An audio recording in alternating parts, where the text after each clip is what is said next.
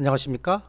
아파트, 토지, 자동차와 같은 일반 재산은 얼마까지 기초연금을 받을 수가 있을까요? 네, 노인분들이 갖고 있는 재산 중에 가장 많은 비중을 차지하고 있는 것이 집이나 토지인데요.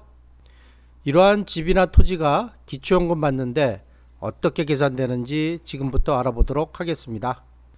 지금부터 말씀드리는 내용을 잘 들으시면요, 재산을 어떻게 계산하는지 확실하게 아실 수가 있을 겁니다.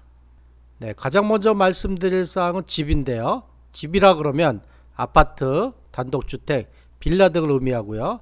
또 토지, 논이나 밭, 산 등, 그리고 건축물에 대해서 말씀드리려고 하는데요. 네, 첫 번째로는 이렇게 아파트나 토지, 건축물은 시세로 계산하나요? 이렇게 질문을 드리도록 하는데요. 네, 답은 아닙니다. 왜 그러냐 하면 이렇게 아파트나 토지, 건축물은 시세가 아니고요, 공시지가로 계산해서 기초연금을 계산합니다.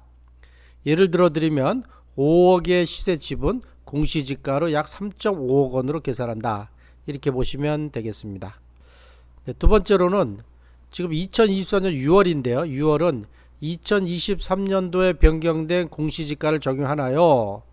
네, 여기에 대한 대답도 아닙니다인데요.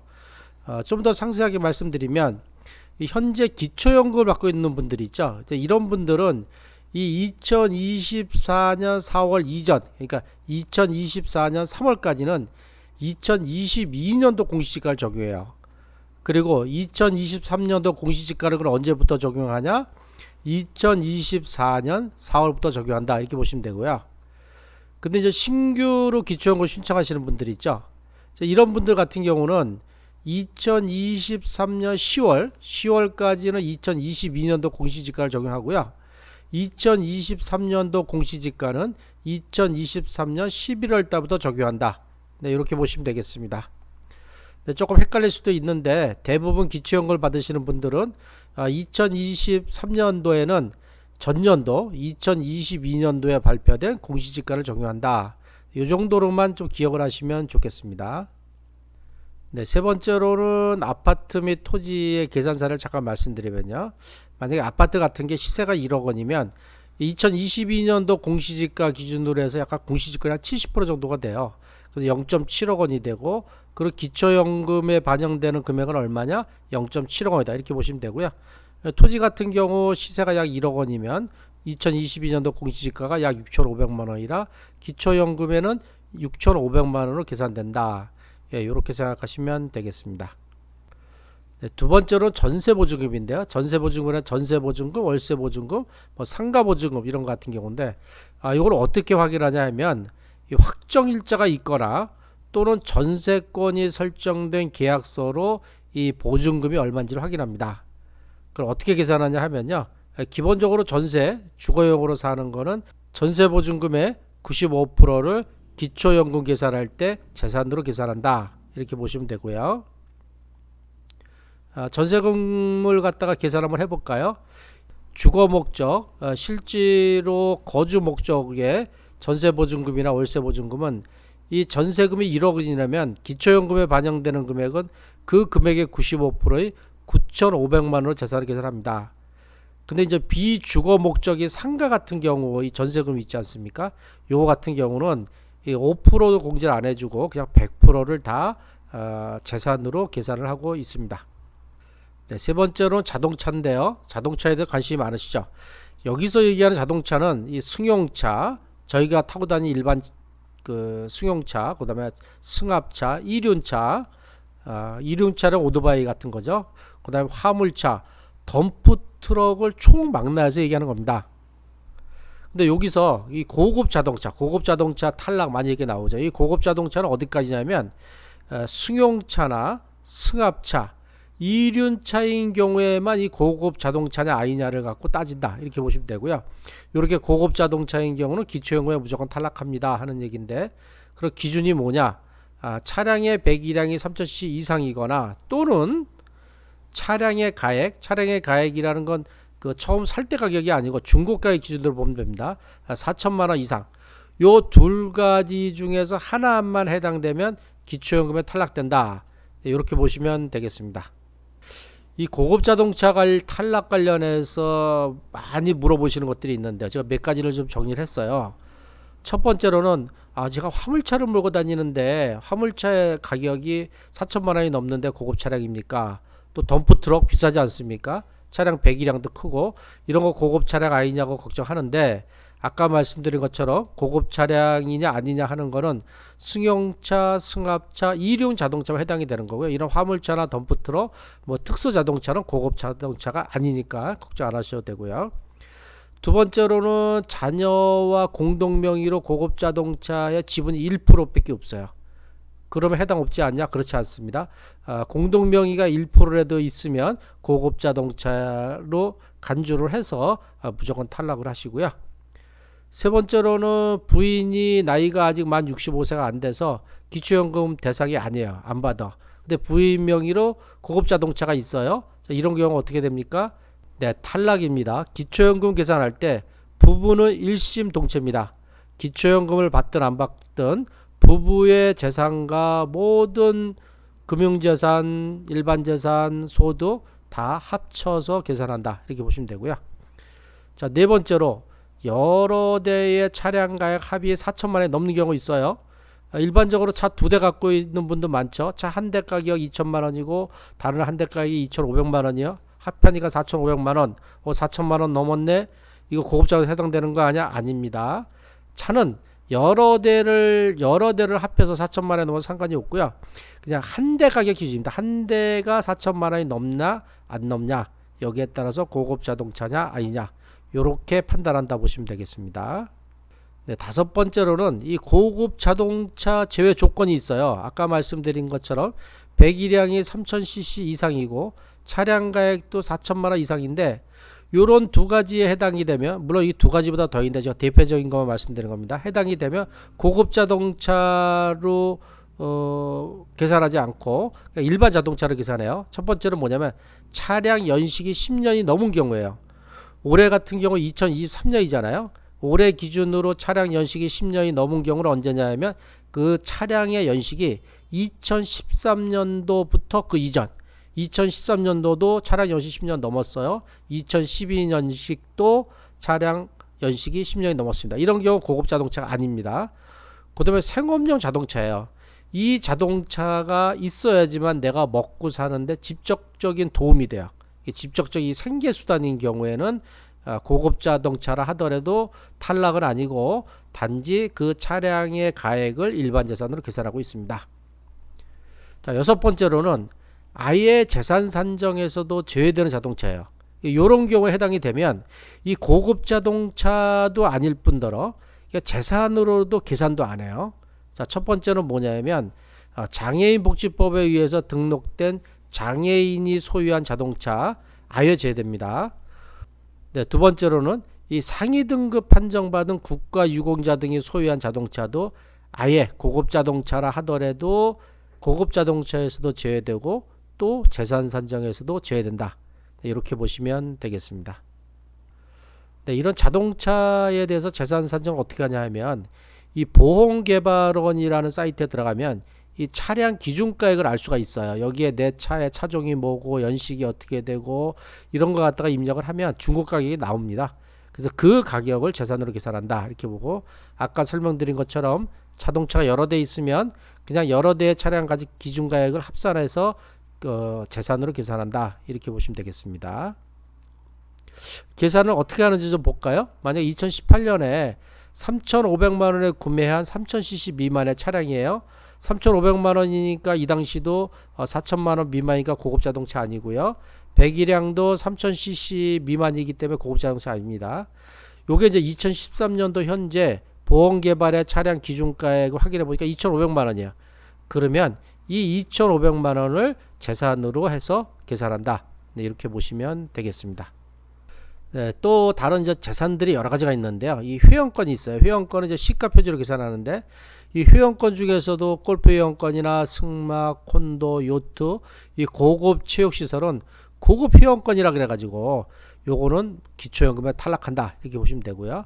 또 조합원 입주권 같은 경우는 분양가액으로 계산하고요. 분양권 같은 경우는 조사일가의 납입 금액을 재산으로 계산하고, 임목재산 나무 같은 경우 시가 표준액으로 계산하고요. 어업권이나 양식어업권도 시가 표준액으로 계산한다. 이렇게 보시면 되겠습니다. 그리고 다섯 번째로는요, 이 주민등록 지역에 따라서 재산에 대해서 기본 재산을 공제를 하죠. 일정 금액을.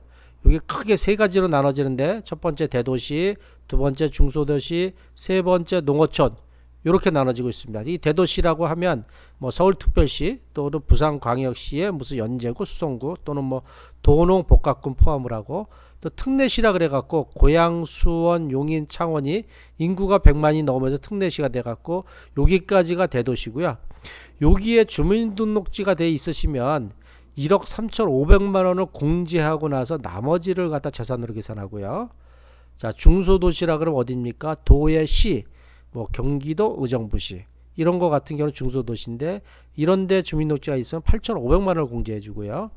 자, 농어촌이죠. 농어촌, 강원도 영월군 뭐 이런 거 같은 경우는 7,250만 원을 공제해 주고 있습니다. 이렇게 주민등록지 기준으로 해서 이러한 재산을 공제를 하니까, 뭐 서울 같은 경우 가장 많고 농어촌이 가장 적은데요. 여기서 만약에 부부예요. 부부인데 남편은 서울에 주민등록지가 있어요. 근데 부인은 시골에 살고 싶다 그래서 시골에 주민등록지가 있어요. 이렇게 다른 경우는 어떻게 되느냐? 이런 경우는 부부 중에 유리한 대도시, 가장 더 공제를 많이 받는 쪽으로 공제를 해주고요. 부부가 따로따로 산다 그래서 이 공제액을 따로따로 받는 건 아니고, 두 분 중에 한 분, 가장 유리한 쪽에 한쪽만 한 번만 공제를 해준다. 이렇게 보시면 되고요. 마찬가지로 어떤 분이 서울에 사시긴 사시는데 실제로 주민등록지는 농어촌이에요. 이런 경우에는 이분은 서울에 사시긴 하지만 주민등록지 기준이기 때문에 7,250만 원만 공제해 준다. 이렇게 보시면 되겠습니다. 네, 지금까지 설명드린 일반 재산의 종류 다시 한번 좀 간단한 설명을 드려볼까요? 네, 집 있죠. 아파트, 단독주택, 빌라, 토지 있죠. 논밭, 산, 건축물 같은 거 있고, 전세보증금 있습니다. 전세보증금, 월세보증금, 상가보증금. 자, 자동차 있고요. 저 회원권 있고요. 조합원 입주권, 분양권, 임목재산, 어업권, 양식어권 등이 일반 재산이라고 보시면 되겠습니다. 자, 그럼 지금까지 말씀드린 재산의 이 소득 인정액으로 어떻게 계산하는지 간단하게 좀 한 두 가지 정도로 알아볼까요? 첫 번째로는 아파트 시세가 5억 원이신 분이 있어요. 소유하고 있는 분. 근데 이분의 2022년 공시지가가 3억 5천이에요. 그 차가 한 대 있는데 이 보험개발원 가격을 확인해 보니까 3천만 원이에요. 그리고 서울에 거주하고 계세요. 자, 이런 경우 계산을 해보면 어떻게 계산하냐면, 자, 아파트 가격이 얼마죠? 시세가 5억이라 그래도 이 공시지가로 한다 그랬어요. 그래서 아파트 3억 5천 더하기 자동차 보험 개발한 가격 3천만 원 더합니다. 그러면 3억 8천만 원이죠. 여기서 공제액이 1억 3,500만 원이에요. 왜 그러죠? 이분이 서울에 사시기 때문에 그래요. 서울에 주민등록지가 있기 때문에 공제액을 1억 3,500만 원을 해주고, 거기에 연리 4% 나누기 12개월을 하면 이 소득 인정액으로 환산한 금액은 81만 6,666원이 된다. 이렇게 보시면 되고요. 자, 두 번째로는 이분은 자기 집이 없으세요. 그래서 전세로 5억 원의 전세를 살고 계세요.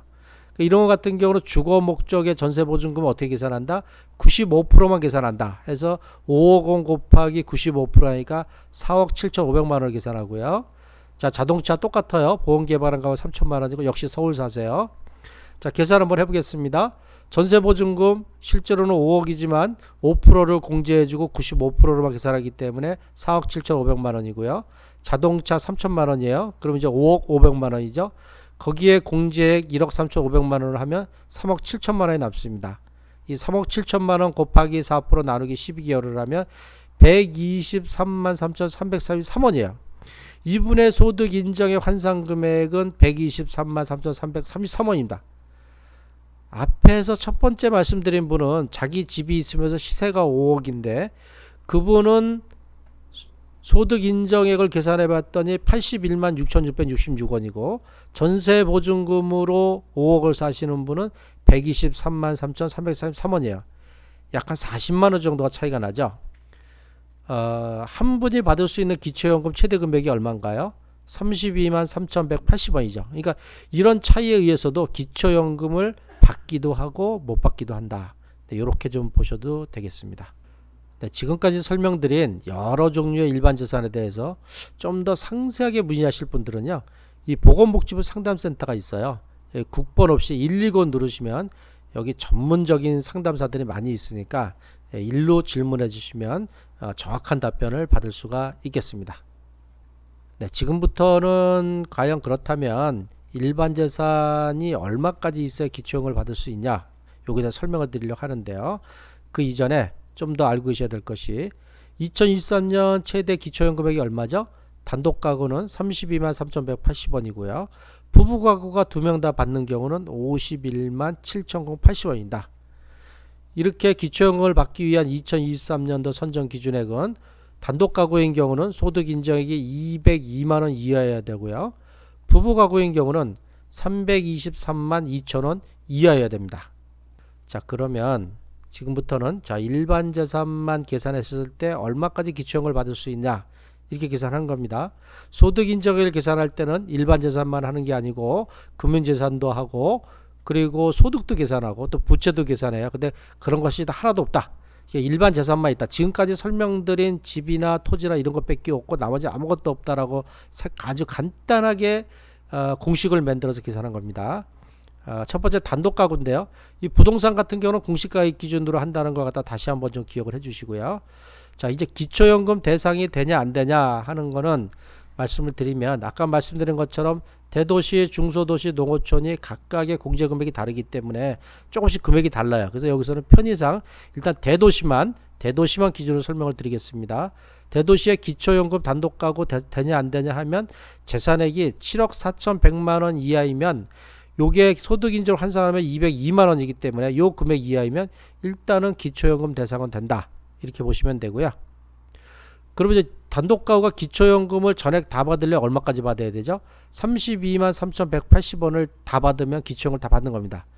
요렇게 다 받을 수 있으려면 대도시 같은 경우는 아까 말씀드린 것처럼 그렇게 재산이 많지 않고 이제 최대 재산이 좀 줄어듭니다.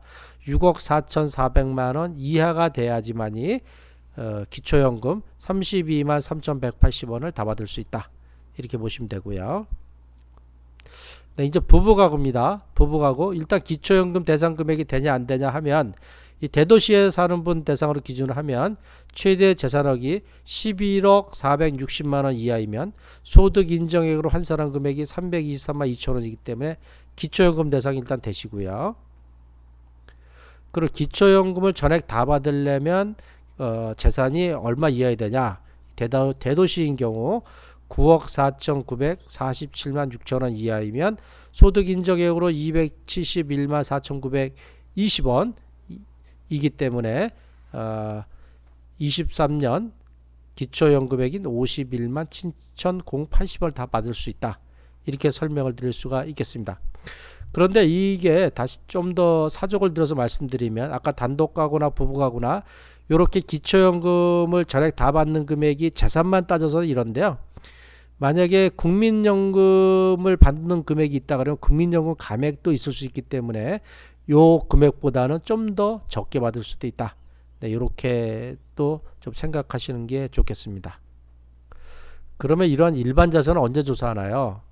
일단은 첫 번째로는 기초연금에 대해서 기초연금을 신청하면 그때 조사를 하고요. 그 다음에 이제 확인조사라 그래서 정기적으로 조사를 해요. 1년에 2번 정도 조사하고 또 수시로도 조사해요. 그 다음에 이제 변동 신고에 의한 조사예요. 이거는 같은 기초연금을 받거나 안 받거나 어떤 받는 분도 어떤 재산의 변동이나 이런 거 있을 때 변동 신고를 하면 조사를 하게 돼 있어요. 아까 말씀드린 것처럼 전세로 똑같이 5억이 있을 때하고 주택으로 5억 시세를 샀을 때하고 소득 인정액이 한 40만원 정도 차이가 나지 않습니까? 그래서 전세로 있을 때 못 받던 분이 똑같은 5억 원의 금액을 갖고 집을 샀을 경우는 소득 인정액이 약 한 40만원 정도 줄기 때문에 이때는 이게 변동 신고를 해가지고 기초연금을 받을 수도 있다. 네, 이렇게 생각할 수도 있겠습니다. 네, 지금까지 일반 재산의 종류와 계산 방법에 대해서 설명을 드렸는데요. 일반 재산이 어떻게 계산되는지 좀 감이 오시나요? 이렇게 일반 재산의 계산 기준을 알고 계시면 기초연금 받으시는데 도움이 되시겠습니다. 네, 지금까지 고향과 일산 파주 지역의 방문요양 전문 업체인 아들딸 방문요양의 대표 배종일이었습니다. 이 아들딸 방문요양의 유튜브 채널에는요, 기초연금 관련한 많은 동영상이 있으니 보시면 도움이 되시겠습니다. 이 동영상이 마음에 드셨다면 구독과 좋아요, 알림 설정을 부탁드리고요. 문의사항이 있으시면 댓글 올려주시면 제가 최대한 답변을 드리도록 하겠습니다. 네, 항상 건강하고 행복하십시오. 감사합니다.